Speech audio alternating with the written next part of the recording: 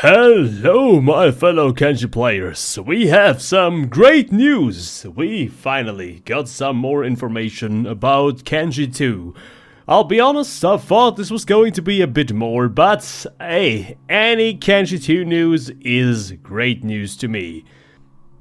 Lo-Fi Games just released a blog post which is pretty freaking huge with some nice information, and I'm going to go through the post with you guys. If you're not interested in following this video, the post is linked in the description. But let's start from the top. The first thing that people are asking is Kenshi 2 when? And here basically Lo-Fi Games are just saying, guys, it is done when it's done. Although they acknowledge that from a marketing perspective it's a bad idea, we still need to wait a little bit longer to get more information about Kenshi, and a release date is still not in sight. But I mean, I saw that coming. I'm just happy that we're getting some information on the topic. As the text continues here, there is something very interesting. Overall, they're talking about that they don't want to spoil us too much with Kenshi 2 news because things are constantly changing and they have many perfectionists in their teams, and they want to make sure that when they show something, it is what they really want to show. And in short term, they're saying that discovery will play a huge part in Kenshi 2, and they do not want to ruin it for clicks, which in my honest opinion is really freaking awesome. As the blog continues, they're going into a very interesting topic. At least it's an interesting topic for me, and it's about their company structure. So what we can see here, they now have 33 people working with them. Alongside some new hired translators, then we have a new community manager and an executive assistant, which means Chris and Nat have much more time to work on the game. And there is a text here that you see nearly in no bigger company out there. And it's basically this small sentence: making the best game we possibly can. And this is something you rarely see with a AAA game. They wanna look for their company structure. They don't wanna go too big. They just wanna fill the roles that are necessary, and they want everyone to work as hard on the game as possible and put all of their love into the game. And it really shows how Chris has created Kenshi 1 that this is in fact the case. You can feel like, even though we don't get much information, but it just feels right. And something that caught my eye is that they are building new systems. But what do you mean with new systems, Pat? Aircraft could be a new system. Mounts could be a new system. You know, there are so many things they could do. Trading, diplomacy, we don't know. But the fact that they're stating here they are working on new systems means that Kenshi 2 will be more complex, and this is just something that hypes me up so much. There's a big thing to know here, and that Kenshi 1 was built on the Ogre engine. The Ogre engine is pretty outdated, and there is just a limited thing you can do with it. When Chris started to work on Kenshi 2, they actually tried to make it in the Ogre engine, but then they decided they want to switch to Unreal Engine 5 because it's easier. It's easier to implement assets, it's easier to implement new systems, it's also easier to fix the bugs because the engine will get updated and the engine is just better overall. The segment then moves into a question and answer with Craig, Nat and Mohamed, which are 3 people that work on Kenshi. Craig is the lead programmer, then we have Nat, who wears multiple hats as a business director, leading the narrative, design and writing, and we have Mohamed, lead artist for Kenshi 2, planning, supervising, asset creation, and assisting Chris with art direction. So here now the big question is, what have they been doing in the last few years? Craig has mentioned that the switch to the Unreal Engine forced them to revisit many systems in the game, improving what they already have, just as I stated before. But here's a very interesting example. In Kenshi 1, the scattered resources the player could mine had a set number, which means you could either remove or add, for example, an iron node. With the new systems, Modern can create their own type of resources, for example gold, make a gold bar recipe, and then when you carry around the gold, then the bandits will start to attack you. There are many possibilities with these new systems. They also made it easier for modders so that they can change things around in the editor themselves and they don't have to do it in the FCS, then they have to reload the game, close the game again, start the game again.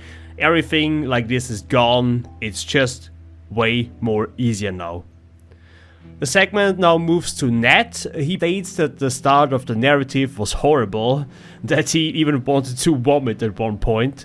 But now as the years went on, they already have so much done that the game starts to make itself. They also got some tools that help them along the way so they can push their boundaries. Overall, this sounds pretty good. Mohamed, the lead artist, is now talking about the massive size of Kenshi, since Kenshi 2 plays 1000 years before Kenshi. So we got it here, guys. Kenshi 2 is 1000 years before Kenshi.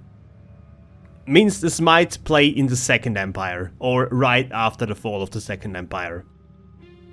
They also had to redo most of the assets from scratch. They could not use the assets from Kenshi 1.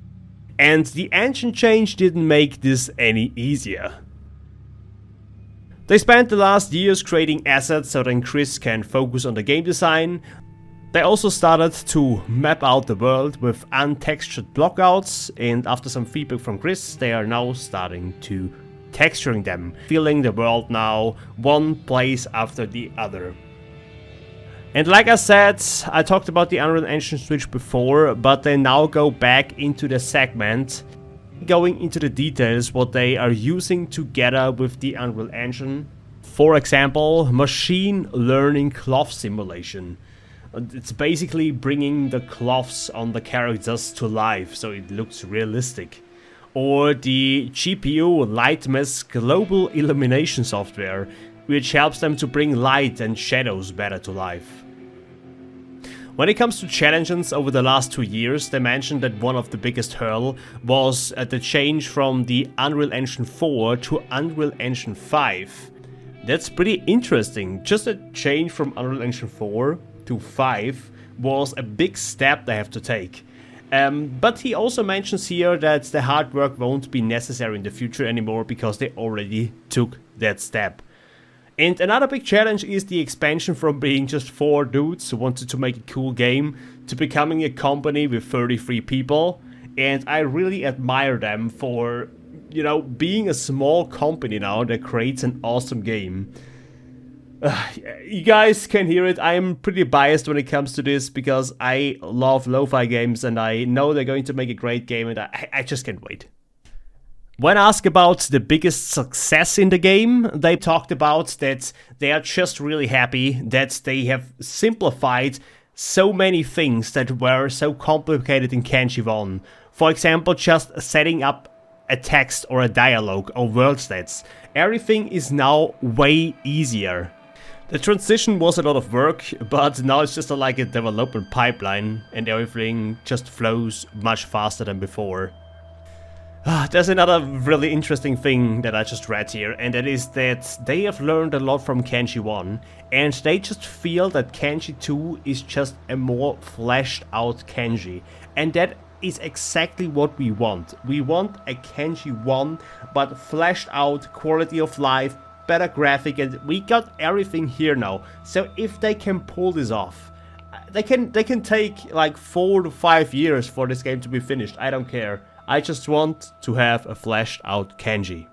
When asked about what they're working on, Craig just basically mentioned that he works on some backend tools for Kenshi 2 to make better deployment and make the cycle of Kenshi 2 updates more robust. This is obviously some developer talk here, which I kinda understand, but not all too much. But he's laying the foundation so that the other processes work better for Kenshi 2. Nat mentioned that he has created a very cool narrative system, and just what he says here, he became one with the forgotten construction tool Matrix, bending their software to his will. It just sounds so huge what they're doing here. God, I cannot wait. I cannot wait. And while Mohamed just states that they create more assets every day, he also mentions that he wants to finalize some asset creation workflow optimization for asset creation so they can create more assets and they can create them faster. And we have something interesting here, because Craig has mentioned that he wants to put down some bridges, because Mohamed is actually working on bridges. So does that mean we get bridges that work? For example, a bridge that can move up and down or close? Oh, I'm hyped. When it comes to what they are looking for in Kenshi 2, Craig has mentioned that since he's a programmer, he doesn't get the full view of the spectrum now. But just the dialogue things alone, what they are working on, is insane. They already have more than double the amount of dialogue options you had in Kenshi 1. And he also mentions here that if you think overhaul mods are big, you ain't seen nothing yet. This looks very promising. Nat is just excited because he just wants to see people play the game.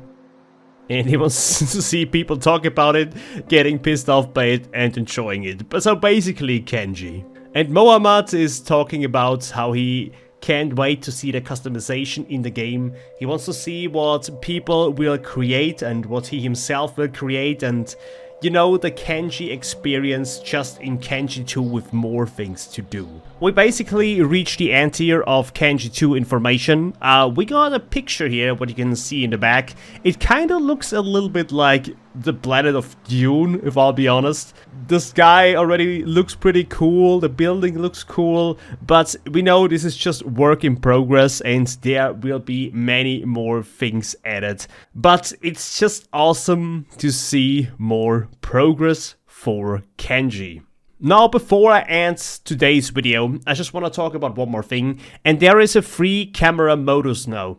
And for me, as a content creator, and especially someone who utilizes the camera a lot, this seems really, really good.